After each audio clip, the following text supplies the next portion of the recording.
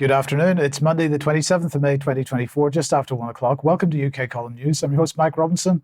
Joining me today, we have Mark Anderson from the United States and Diane Rasmussen McAdie from Scotland. And we will be talking, Mariana Spring a little bit later. But first of all, we're going to get kicked off because today is the first day of the World Health Assembly. We've been waiting for this for quite a long time. And, Tedros decided that the best thing that he could do to kick it off was to start patting himself and some others on the back. Let's just have a quick look at this.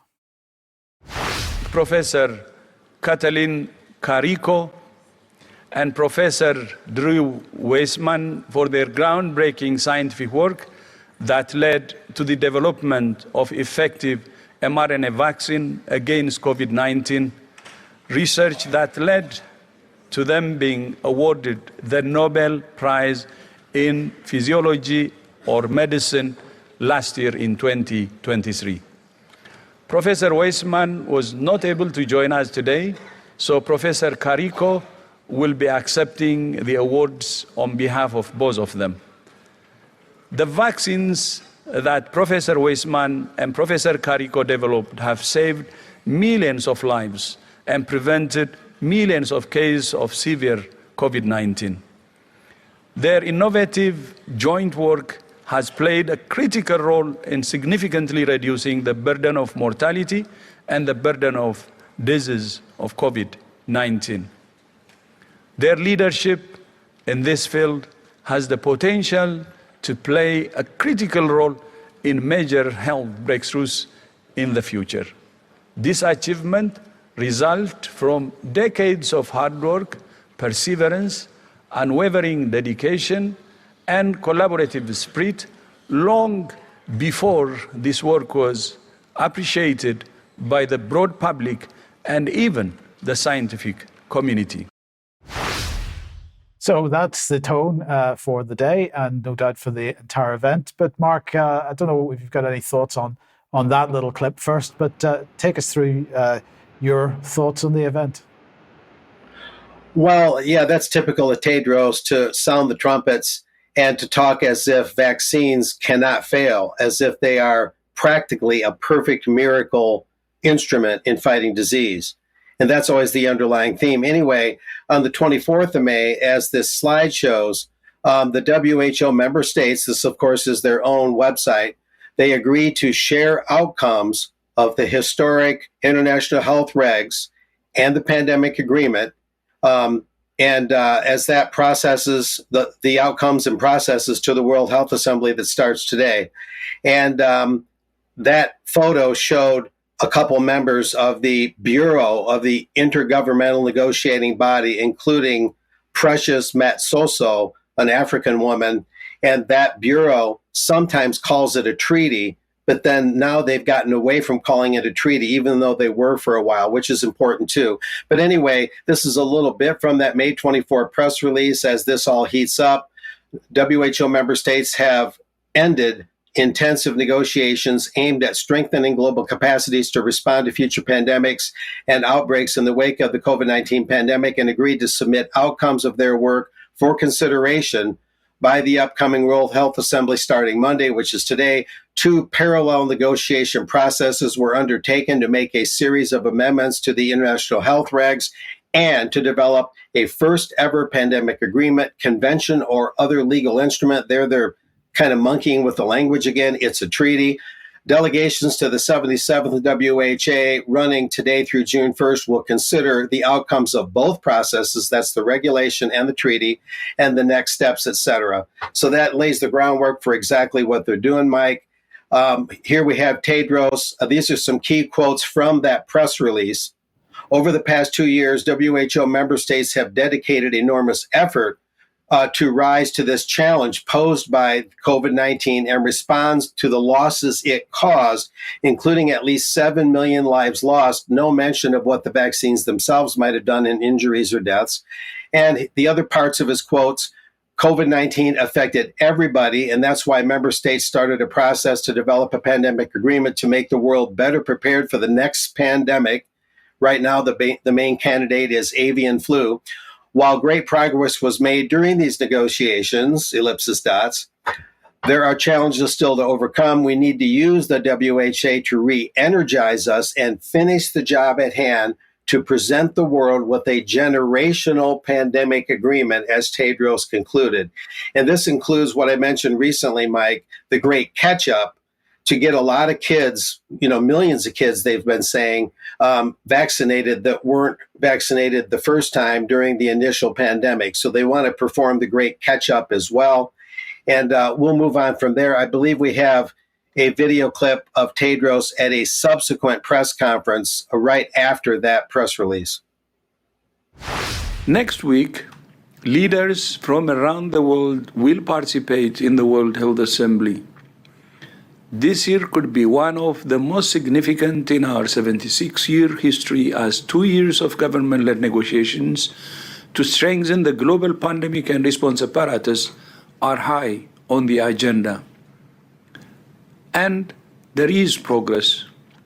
Member states have in principle agreed to a package of amendments to strengthen the international health regulations. These amendments set out to improve how countries prepare for, detect and respond to public health emergencies of international concern, and will be part of a package put forward at the Assembly. This process has been running in parallel to negotiations around a complementary international agreement on pandemic prevention, preparedness, and response. The international health regulations focus on raising countries' capacities to detect and respond to public health events that are an international risk. The pandemic agreement focuses on strengthening coordination for an international response to pandemics with equitable access to personal protective equipment, vaccines, therapeutics, and diagnostics at the core.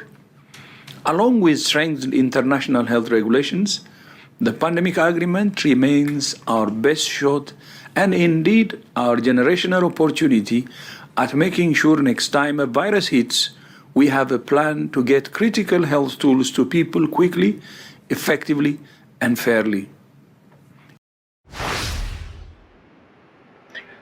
That's more of the basic groundwork that Tedros is laying. And we might as well hit the next video, Mike, because now he talks about some new program. So they're always rolling out a follow-up, and then they've got something new in store, which is pretty common these days. So let's listen to the next one.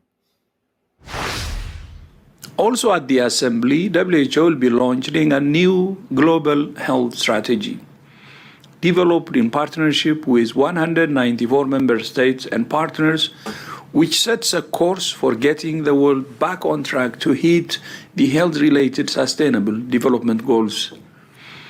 Crucial decisions are expected on a range of health priorities such as climate and health, WHO's work in health emergencies, access to transformative tools, communicable diseases, non-communicable diseases, mental health, women's health, and the reform of WHO itself. On 26 May, WHO will be launching our first investment round, a new mechanism for WHO, which the Executive Board approved in January. The investment round is designed to ensure that voluntary contributions, which are currently the majority of our funding, will be more predictable, flexible, and sustainable. Our new investment case outlines why and how supporting WHO is essential for progress in global health and saving millions of lives. It will be launched on 28 May during the Assembly. So you see, there's a lot in store, Mike, and I think mainly what he's referring to there to target the Sustainable Development Goals of the UN 2030 is that great catch-up to get people, especially kids, that weren't vaccinated sufficiently according to the WHO's criteria, to get them vaccinated this time around in case the feared H5N1 avian flu just is overwhelming the world. Maybe you have some comments, Mike, in the last couple of minutes of what we're doing here. Well, I mean, my comment about that second video in particular is he's talking about funding and investment rounds. So suddenly the World Health Organization is turning into what? Some kind of incubator for big business, some kind of, I mean, obviously we understand that the investment, the private investment that goes into the World Health Organization at the moment is done on a project by project basis. So somebody like the Bill and Melinda Gates Foundation will come along and say, well, here's a tranche of money for a particular project, and that money can only be used for that project. And effectively, it's the private funders that are driving the WHO's agenda. They seem to be taking that to a new level as part of this World Health Assembly. I'm staggered by how much they don't want to use the word treaty. But my question to you, Mark, is because obviously we are now in the process of a general election, so our MPs won't be discussing any of this because they're not in a job at the moment. Is there any engagement politically in the United States on this issue, or are you already too far into the election cycle for November? The election cycle affects it somewhat. You're seeing most of the discussion at the attorney general level, at the state rep level. A few federal reps and senators like Ron Johnson of Wisconsin have discussed it off and on over the months. Ron Johnson is supposed to have a bill, S-444, that would get the Senate really engaged in this. And the Killarney Declaration that we'll talk about a little later makes an oblique reference to that. But on a report card, the U.S. would be getting a C+ at best, Mike, in getting this discussed more broadly. There's rumbles here and there, but nothing really loud and sustained and coherent, unfortunately, that I'm aware of. Hopefully that'll change real quick. Well, if you're getting a C+, you're doing better than the UK. But okay. In the meantime, though, of course, the war agenda moves on. And national service has raised its ugly head. Let's have a look at, the motivated, energetic, exciting Rishi Sunak launching this. We have so much to be proud of in Britain, but one of the problems in our society is that we have generations of young people who don't have the opportunities they deserve. Britain today faces a future that is more dangerous and more divided. There's no doubt our democratic values are under threat. That is why we will introduce a bold new model of national service for 18-year-olds, to be spent either in a competitive full-time military commission over 12 months, or with 1 weekend per month volunteering in roles within the community, like delivering prescriptions and food to infirm people, or in search and rescue. Young people will gain valuable skills, make our country more secure, and build a stronger national culture. This ambition benefits our country and our young people alike. Just look at Sweden, where 80% of young people completing national service say they'd recommend it to their friends. Uncertain times call for a clear plan and bold action to chart a course to a secure future. Our plan will ensure new generations and our country meet the challenges of the uncertain world. Keir Starmer and Labour don't have a clear plan and won't take the bold action to navigate to a more secure future. You love the little graphic at the end there. They've got a clear plan. Apparently, it's so clear, it's transparent. There's nothing in it. But anyway, that must have inspired everybody. I realize it's lunchtime and you're all trying to eat, so I do apologize for it. But let's bring up his tweets, because he also produced some tweets to tell us all about this. So he was introducing national service, and he was asking, are we wondering how it will improve ours or our children's future? Not really. Here are 5 things you need to know, he says. So let's have a look. Every 18-year-old will get the choice of how they do their national service, deciding to either serve their country in the armed forces or serve their community by volunteering. This bold new model will open up a world of opportunity. It will make sure young people in the UK get the same chance in life as their peers in allies like Sweden. Now, let's just remember that Sweden is a country where young people are already injecting themselves with microchips. So they're not sure that's the best model to be using here. Sweden, Norway, Denmark, and France, he said. Tories also mentioned Israel as a great example of national service as well. Some people may have a view about that. But anyway, he said, which all have recently introduced and announced new forms of national service. Everyone will get the life-changing chance to learn from the best of the best from men and women of our armed forces, our inspirational NHS staff, or the fire service. gaining skills for life in everything from cyber to leadership. The COVID pandemic showed the value of civic service to individuals and our country as a whole. By building on this spirit of community, this bold action will enable young people to give back to the communities that raised them.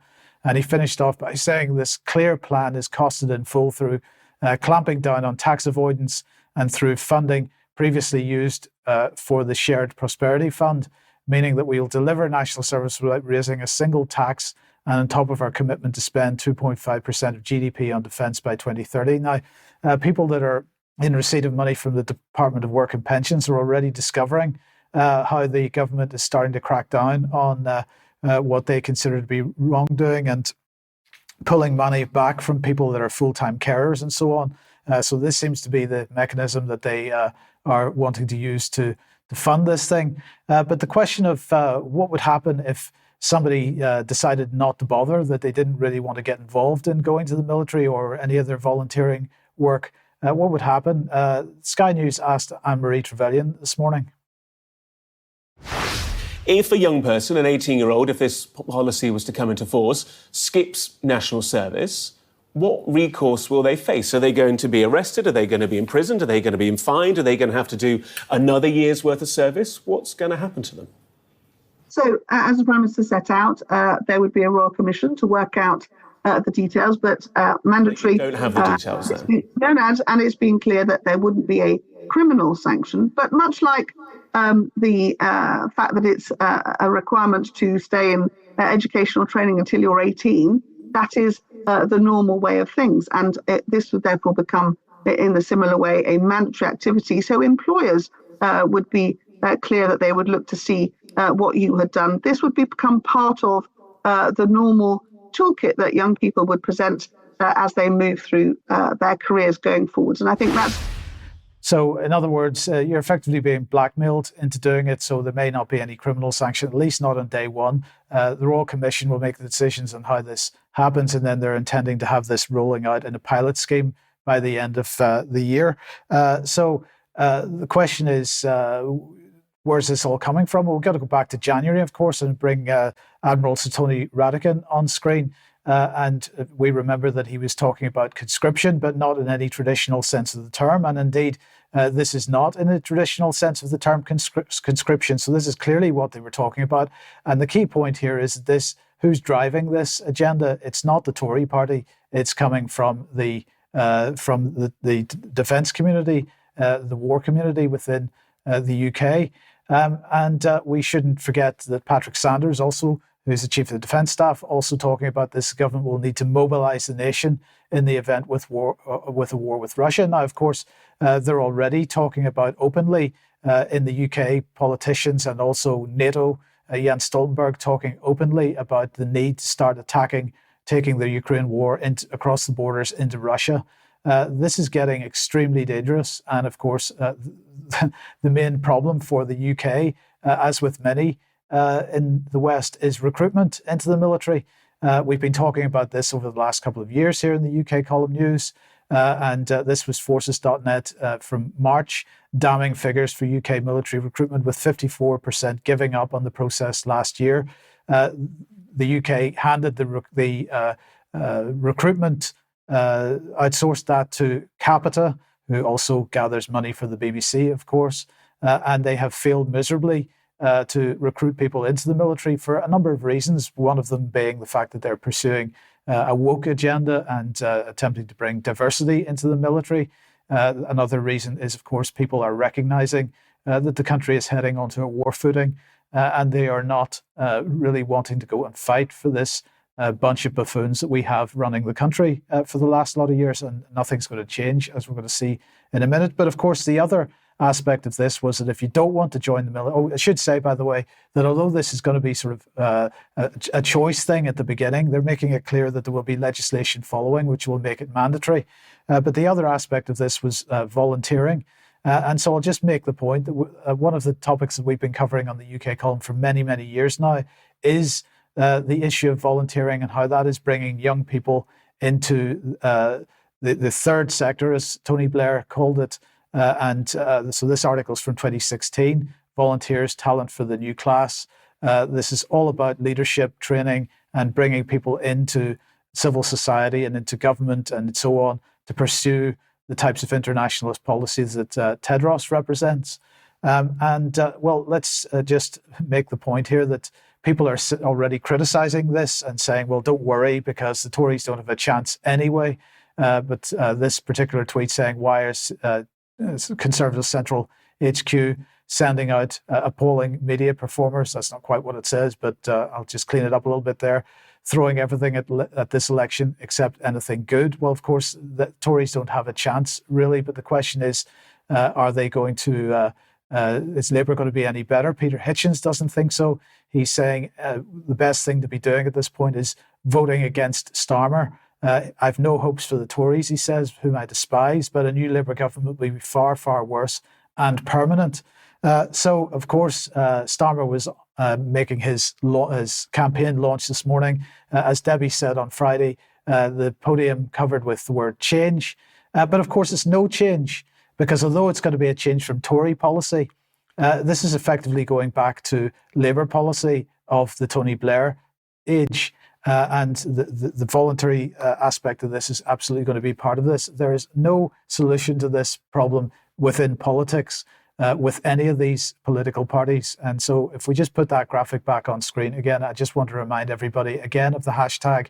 Since it is the 4th of July that we're having our general election on, let's start calling it Independence Day with a T and encouraging people to vote independent outside of political parties. I think that is probably the best option, at least as far as politics goes in this country. Diane, let me welcome you to the programme. And we're going to be talking Marianna Spring. Yes, Mike, thanks very much. So for those of you who hopefully saw UK Column News last Wednesday, you will have seen that Mike launched for us UKC Verify. And the reason that we've done this is because, for those of you who are not familiar with BBC Verify, BBC has had a service that employs 60 journalists and has done for the last couple of years now, which they claim they were working to fight misinformation. So we know exactly what that means. Marianna Spring is at the head of BBC Verify, essentially. So we have to ask the question, where did Marianna spring from? So if we look at her LinkedIn profile, we see some interesting things. She's done some internships at The Guardian and so on. It is important to note potentially that she worked at the Moscow Times from 2015 to 2016, translating Russian articles into English. So that may be noteworthy. She studied a variety of languages, including Russian, at Pembroke College at Oxford. Going further back into her history, she was head girl in high school, so Suffolk High School. And when she was 14, she was the ball girl at Wimbledon. And you can see there that she was handing flowers to the Queen as the Queen arrived at Wimbledon that year. So that gives a little bit about where she comes from. We have a short clip here, I believe, that shows her talking about what she does now at the BBC.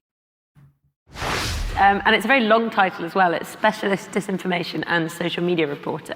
And essentially what that means is that I investigate usually the real world impact of online disinformation, conspiracies. So she's written a book that has been published earlier this year called Among the Trolls, My Journey Through Conspiracy Land. And it's interesting to see the endorsement on the front cover when Ian Hislop said that it is full of unbelievable nonsense. I would like to remind the viewers that the definition of nonsense, according to the Merriam-Webster dictionary, is words or language having no meaning or conveying no intelligible ideas. And that is what this book is comprised of. I read it twice the past few days so that the UK column viewers and presenters didn't have to. It is mostly anecdotes about people she met online, through Telegram, through various, lockdown protests that she went to in the last few years. So over the weekend, Debbie and I were quite busy on Twitter while the rest of our team was away at the Stand in the Light Festival. So we kind of started a bit of a Twitter storm, and Debbie had a poll asking if anyone would like to hear me, a professor of informatics and a qualified librarian and a researcher, interview Marianna Spring for some open evidence-based debate. And it looks like almost everyone said no, said yes. One person said no. That was probably Mariana herself. I tweeted out little bits of information from her book and so on throughout the weekend, including her saying, I realized how low conspiracy theorists and trolls had sunk, not just in the UK, but all over the world. And just as a reminder, Justin Trudeau, for example, said those who don't get jabbed are misogynist and racist, which I believe is really sinking to the bottom. So it's unfortunately, we reached out to Mariana. She didn't respond. We really hoped she would. I was really surprised that she hasn't blocked us just yet. But because she didn't accept my invitation to come today on the UK Column News for this evidence-based debate, we have a fake Mariana Spring with us today instead to be interviewed. I guess maybe the real Mariana, she's too shy. Maybe she just doesn't want to talk to us. Maybe we have too much facts on our show. I'm not sure. But instead, we have fake Mariana here. Sorry, Dan. I just want to make it absolutely clear to everyone that the words that the fake Mariana are going to be speaking are Mariana's words from her book. That's right. That's right. But we have the real Mariana, fake words from her book. We have the fake Mariana today standing in her place. And the fake Mariana is our best voiceover actress. Some of our regular viewers might recognize her voice. But welcome to the show, fake Mariana. How are you? Oh, hold on. Let me just check my 24 fake social media profiles for notifications before we start. Okay. I hope you're done with that. You have made up the name Conspiracy Land. Could you please tell our viewers what that means? You can build a whole world where objective truth is irrelevant. That's how Conspiracy Land works. Okay. What did you think you were going to do when you started to write this book? Well, I'm going to track the lives of various online lies deployed by different activists and governments. Mariana, in 2020, our Prime Minister told us we must stay at home while she had parties at number 10 Downing Street. That's what your BBC employer said, right? Do you trust what they have covered? When we were told to stay at home while Borst was out having parties, I have a friend whose house was constantly flooded with sewage water, including dirty used masks. Was it safe for her to stay at home? Jason in Totnes had conspiracy theory videos, including jab justice, stop the jab, and climate fear, and saying no to the digital identification slavery. They tended to be underpinned by the idea that we're being constantly tracked and trapped in order to control us. Mariana, we are being constantly tracked and trapped in order to control us. Do you remember the NHS Test and Trace app? Did you know that Australia has just passed the Digital ID Bill 2024? This has all happened and it's all fact. Oh, the problem with truth, though, is that it's cold and categorical. To me, it seems very sinister when a young female investigative reporter working in a democracy is specifically targeted with hate and abuse at her place of work. Wow. You know what? We actually found something that we agree on. To me, it has felt very sinister indeed when I, a middle-aged female professor working in a democracy, have been specifically targeted with hate and abuse at my place of work as well. Well, anyway, thanks for your time, fake Mariana, and maybe the real one will join us next time. And thank you, you trolling, hateful conspiracy theorist. Wow. Mike, what do you think of that? Well, I'm glad you read the book so that I didn't have to, and I'm glad you read the book so that none of our viewers had to. I would absolutely discourage anyone from buying the book. Maybe you could get it from a library if you're really particularly interested. But of course, the idea of any critical comment equaling hate is designed to stop critical comments. Absolutely. So with our new service, UKC Verify, we are offering a real fact-checking service Let us know what you need fact-checked. Anything from mainstream media that we can fact-check, we will do our best, and we will make sure that it is factual. So please pass on any questions that you have to us. With the caveat, of course, we don't have. How many journalists did you say are in BBC Verify at this point? They have 60. Yeah, so we will not have quite the same resource. So we will have to choose our fact checking, but we will be doing this on a much more regular basis because it's time to hold mainstream media to account. So anyway, let's move on. Thank you, Diane, for that. And thank you to Fake Mariana as well. I think everybody knows who that was. If you like what the UK Column does, you'd like to support us, support.ukcolumn.org is the place to go. A membership is £5 a month. We do need your support. It's only you guys that keep us going. We want to say a massive thank you to everyone who has joined and continues to support us in this way. It is amazing. If you could share our material as far and wide as you possibly can, that would be great, especially from ukcolumn.org and ukcolumnextracts.co.uk. And for anybody wondering why we're not on Facebook, is because we're locked out at the moment, and that seems to be a permanent thing. UK Column Extracts hasn't had much love over the weekend because Kenny has been up at the Stand in the Light festival along with Brian and Claire and so on. So that's why he will be back on it tomorrow, of course. If you'd like to pick something up at the UK Column shop, please do. Plenty for you to get hold of there. A quick reminder of the event on Sunday, the 2nd of June 2024 in Jamaica Street in Glasgow. That's tickets available at Tickets Scotland. This is for the Scottish Vaccine Injury Group. Do get along to that if you possibly can. And the interview that was done with Ruth O'Rafferty is on the UK Column website. Ruth O'Rafferty from the Scottish Vaccine Injury Group is on the UK Column website. If you haven't seen that and you haven't shared it yet, please do. 1 p.m. tomorrow for the interview with Dinny Van Cleef from the Control Group. This is all about parallel societies and so on. Of course, under the government's definition of extremism, creating parallel institutions is considered an act of extremism. So please join us 1 p.m. tomorrow to hear about this particular act of extremism. And we also want to mention Hands Off Rafah event, emergency rally taking place opposite Downing Street tomorrow, 6 p.m. Tomorrow, 6 p.m. If you can possibly get along to that, please do. And let's just very briefly mention Rafah.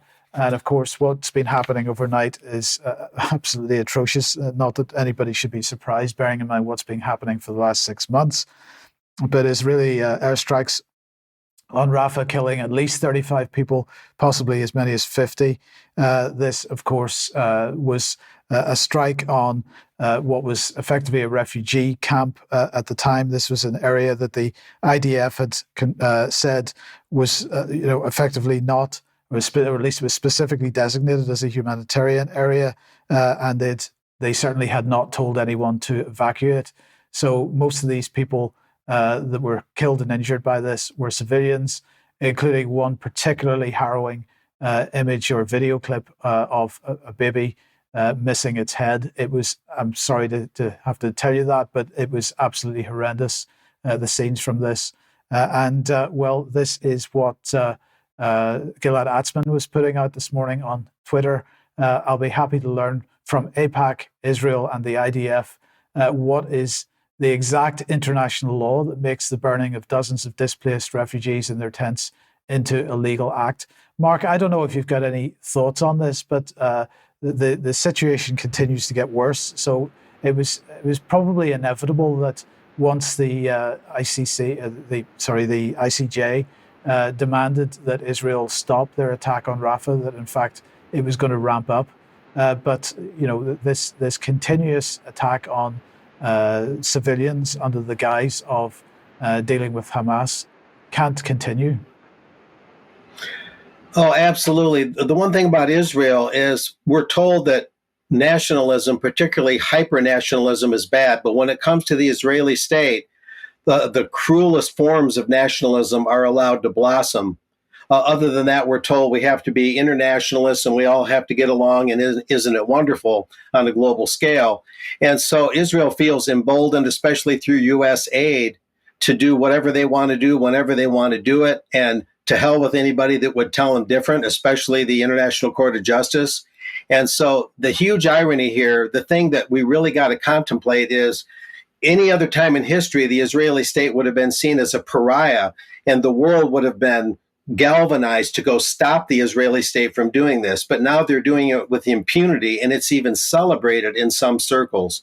It's a huge irony and black eye on humanity's notion of morality and fair play. And it's a huge black eye on the notion of the so-called international rules-based order, or at least it's a demonstration that what that term means is that we make up the rules, and the rules can change on a daily basis. There's no actual order in it. It's disorder, and it's quite incredible. Now, I mean, I've only touched the surface of this story, and Vanessa undoubtedly will cover it in much more detail on Wednesday, but it did feel that we couldn't do the news today without mentioning it. But now let's come back onto international events and so on, in the sense of international policy, at least. Well, what is the Killarney Declaration, Mark? Well, in Killarney, Ireland, this activist named Eddie Hobbs, and thanks to Alex Thompson for tipping me off on this, Eddie Hobbs brought out a declaration, a long declaration, that's what it is, a long statement of observing what's going on with the World Pandemic Treaty and Ireland's involvement in that and other internationalist schemes. The declaration is calling out against those schemes. It's calling on the government of Ireland, including the ancient peoples of Ireland that predate the state itself. It's calling on, you might say, the soul of Ireland to really protest these things. And there was a big global economic summit. We can see that in the next slide, happening in Killarney right at the same time. And by all indications, Mike, Eddie Hobbs read this declaration at or near the site of the Global Economic Summit. We can talk a little bit about that just for context. Global cooperation, it says, has never been more important about the Global Economic Summit in connecting progress with purpose. Globalization, international conflict, the dawn of artificial intelligence, and the climate emergency are just some of the issues that will dominate policymaking and global boardroom conversations for years to come. This Global Economic Summit, which we're told is a relatively new event, is a not-for-profit thing, which will see international leaders and decision makers convene in the west of Ireland to develop fresh solutions to these global challenges. Fresh solutions, really. Transforming words into meaningful impact. It took place at the Europe Hotel in County Kerry. And I won't read all of this, next slide, except to say the middle part of it. This is really interesting. Keeping in mind the context where Eddie Hobbs read this declaration, the Global Economic Summit is established as an independent company limited by guarantee CLG and proudly functions as the philanthropic foundation for the Business Post Group. So they're hiding behind charity again, originating from a collaborative effort among journalists, business leaders, and political figures. The foundation emerged in response to evolving journalism models, and the need for impartial analysis that guides fact-based, objective decision-making, fusing the dynamism and rigor of a newsroom with Ireland's extraordinary convening power. The Global Economic Summit is uniquely positioned to unite global leaders in impactful dialogue. So journalism, Mike, is just embedding itself in the governmental process. It's not reporting on it apart from it. Rather, it's a part of it. And this is a common Bilderberg thing. The media is just completely dropping its function as a watchdog of the state, and instead it's collaborating with the state. Anyway, we have some of what Eddie Hobbs read from the Killarney Declaration, and he kind of captures the essence of it here at the beginning of it. So we'll go with this video. The ancient Irish people who predate the state by centuries and who have long asserted our rights to freedom from tyranny, do so again. We declare the right of the Irish people to the unfettered control of Irish destinies to be sovereign and indefeasible. We, the Irish people, demand our legal endowment from the 1987 Supreme Court Crotty ruling to a national referendum on the continuing membership of the World Health Organization. We do so because the WHO intends to force a Trojan horse treaty upon us disguised as a new agreement and a complete overhaul of all regulations. We demand, in the first instance, that the Irish government rejects these manoeuvres as a breach of WHO membership rules and which require a 4-month window before any changes are adopted. But we see through and beyond the agency of the WHO to a multi-front agenda determined to create a bio-digital technocracy which threatens to subvert all liberal democracies. And so we reach out from here, at home and abroad, to all those now awakening to the real and present danger from it. Whispered through the sound of silence during the lockdowns is a stark warning about the banality of evil from Hannah Arendt, who studied the Eichmann trial in Jerusalem in the early 1960s, and who predicted that 21st century totalitarianism would be led not by the monsters of the last one, but by the banal bureaucrats of the next.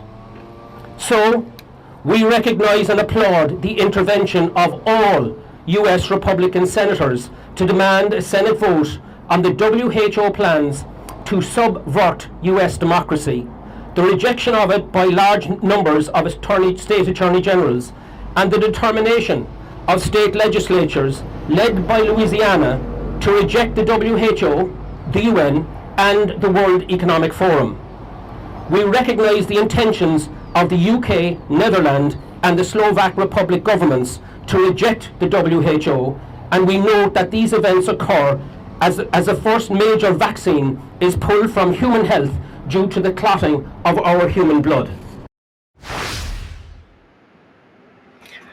That gives the thrust of it. There are a couple more slides where I could read a little more of it, Mike. I don't know if you have any comments, but he is clearly laying the groundwork for this and showing that he believes there's something in the, the inside of the Irish people, something in their history, in their traditions that can rise up and fight against this, and calling attention to this. One of those banal bureaucrats, by the way, is Tedros, the Director General of the WHO, who in fact did attend this Global Economic Summit, the outside of which Eddie Hobbs read the entire declaration, which is actually quite long, I might add, Mike.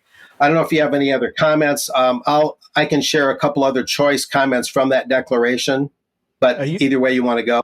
Yeah, go ahead, Mark.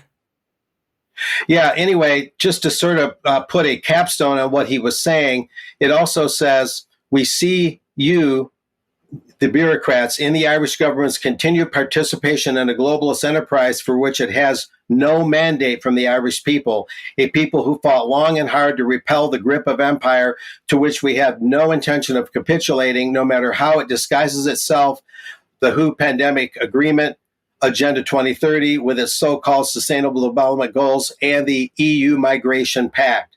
We see you, the banal bureaucrats, in the moves to bring representative democracy, bring it to an end by replacing it with stakeholder capitalism. That's so true. This is a model of centralized anti-democratic global governance advanced by the unelected World Economic Forum, which craves fusing state power, NGOs, and corporate power together, very accurate there, to the growing global power of unaccountable and unelected supranational institutions like the WHO and the UN. And we can move on from there. Sorry, Mark, just before you do move on, I'll just say in that second paragraph there, talking about stakeholder capitalism, talking about the fusing of power. These are terms that we are seeing in the UK government. The UK government even has a doctrine which it calls the fusion doctrine, and which is all about creating these public-private partnerships, but also extending that to partnerships with NGOs and other so-called third sector organizations. So he's absolutely hit the nail on the head with this. This is exactly the type of thing that Mariana Spring would be calling conspiracy theory, but he's absolutely accurate with it. And you're accurate, Mike, in showing that the government with this fusion doctrine is actually doing these things. The Mariana Springs of the world, they just call people wrong without looking as to whether the statements are actually accurate or not. We'll just look at this last slide because it's the most important of the remaining ones. And this is the actual website where the Killarney Declaration, when you go to it, there's a icon that's floating in the text field, and you click on that, and this is what comes up: sign the declaration digitally. And I believe you don't have to be Irish to do it. It looks like it's worldwide. So check it out if you want to get involved and sign it, and you can read more about it at that website as well. Brilliant. Thank you, Mark. Thank you very much. Diane, then back to you, and we're beginning with Debbie's blog. Yes, thanks, Mike. So when Debbie was discussing her blog with me a few days ago, and we realized that we had some convergence in things that I've done in the past and what she was looking into, specifically around my previous research in health information and providing health information to people in ways that are the most effective. And so this particular section, if you go back and read her blog, you can link to the research that we've mentioned, both mine as well as the other one that I'm going to talk about today. So I'm not sure if anyone has ever heard of the company called Wood Newton. I had not heard of Wood Newton until last week when we were having this discussion. But what happened was Wood Newton got funding through NICE and the MHRA, some of our best friends, to do this research around digital mental health tools. So the money was from the Wellcome Trust, that was the funder, and they gave money to NICE and MHRA. And then the majority of the money went on to Wood Newton, the company, to do the actual research and do most of the reporting. So I had to look into who is Wood Newton. So it turns out that Wood Newton, working together with the MHRA, with NICE, with the Wellcome Trust funding, is another one of these public-private, and we'll call this one a philanthropic partnership. So what does Wood Newton do? Well, they have a creepy eye, first of all, on top of what they do. And they basically give some very vague language, in my opinion, about the type of research that they do, engaging people that work with different things in terms of finding innovative and cost-effective solutions. We have to be innovative these days. That's another buzzword.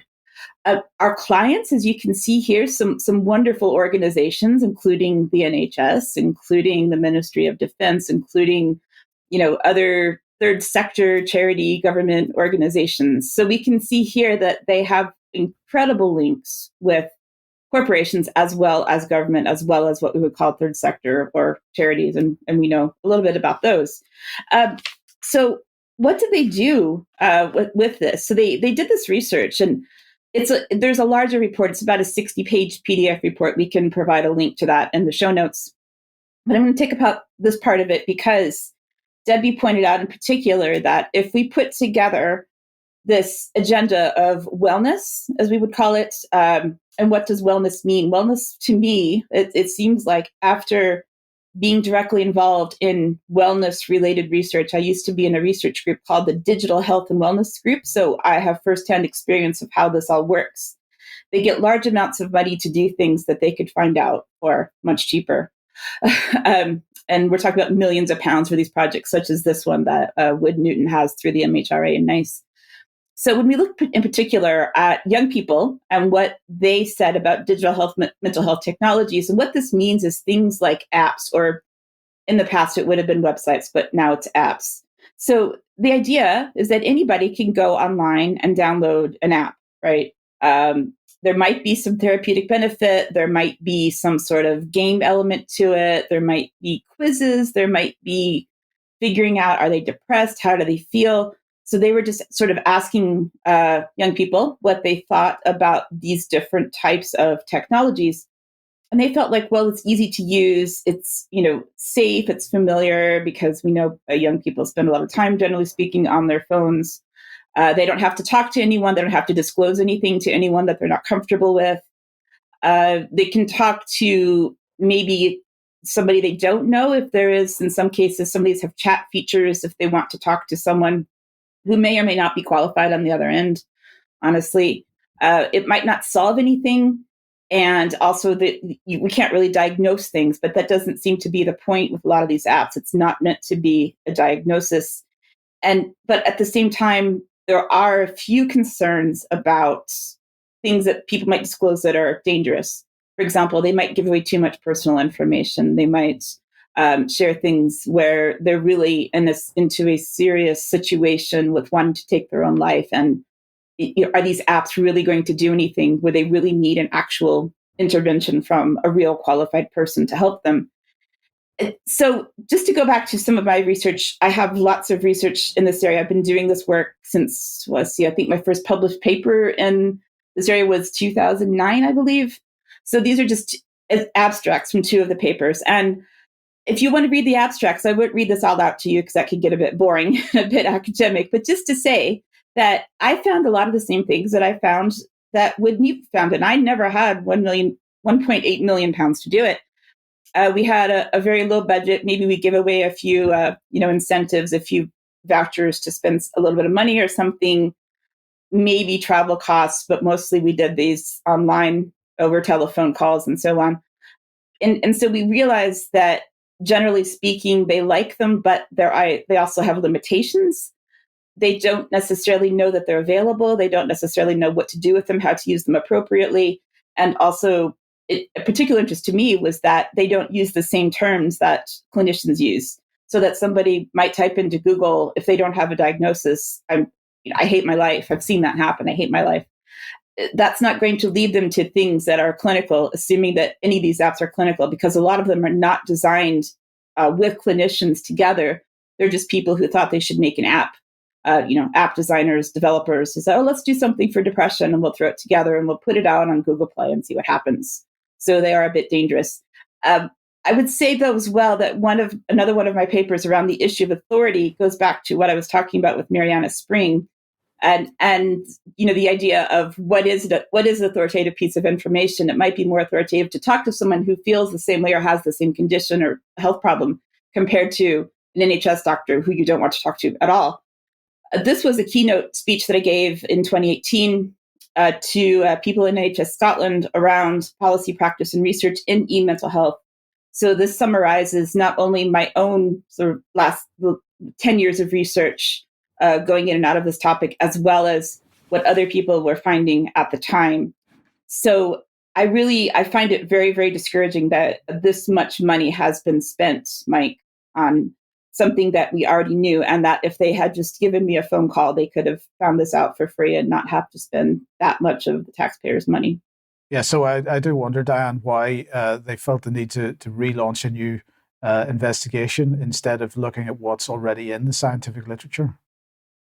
Yeah, I mean, the other possibility is that they found my papers. They're all freely available, that maybe they found it, and then who knows what they actually did with the 1.8 million pounds. But from what I saw, reading the report, the field work, which was the interviews and the focus groups they said they did, took place over 3 months. So I don't know how you spend 1.8 million pounds in 3 months. I really don't know how you do that on actual research costs. So I would like to know where that really went. Okay, well, thank you for that. Mark, let's come back to the United States then. And what's this 10th Circuit Court been up to? Well, this is actually good news, Mike. The 10th and 8th Circuit Courts in the U.S. are hitting back against vaccine mandates and related matters. How timely, right, with the WHO starting their WHA today. And another thing I'll preface with here, Mike, is that these are the kinds of actions where courts and state legislatures, even county governments, et cetera, make independent decisions medically in terms of informed consent, and they don't force people to take a vaccine. They don't force people to take a PCR test, things like that. These are the kinds of actions that many people fear the pandemic treaty, aka agreement, will mitigate against and put everything in a straitjacket and make local and judicial independent actions far more difficult. But anyway, the 10th Circuit in this matter weighed whether the University of Colorado Medical School's vaccine mandate burdened the exercise of religion. It's the case Doe versus Board of Regents at that university, dated May 7th, and so on and so forth. People can read more in the slides about that. We'll move on from there. This is also from the publication Colorado Politics that we started out with for this segment. In a fiery opinion, the federal appeals court based in Denver tore into a pair of COVID-19 vaccination policies that the University of Colorado imposed on its own medical staff in latter 2021. And the court concluded they discriminated against certain religions, and affected plaintiffs were consequently entitled to exemptions. In the 2-1 vote in the 10th Circuit, the all-Republican panel of the U.S. Court of Appeals for the 10th Circuit directed unusually sharp barbs at each other and at the trial judge, who initially declined to block the university's mandates. Judge Allison Eid, writing for the majority in the 2-1 decision, believed the policies governing religious exemptions at Colorado University Medical Campus were permeated with animus. In other words, there was, apparent animus or things like that. In this next slide, Colorado University, quote, has not even attempted to explain why its interest is served by granting exemptions to practitioners of some religions but not others. This is a dissenting opinion. No one contends that Christian Scientists are any less likely to contract or spread COVID-19 than Buddhists, Roman Catholics, or Orthodox Christians, wrote Judge Ide, an appointee of Donald Trump. But because plaintiffs were the wrong religions, their exemptions were denied. Actually, that was the main opinion against what the university did.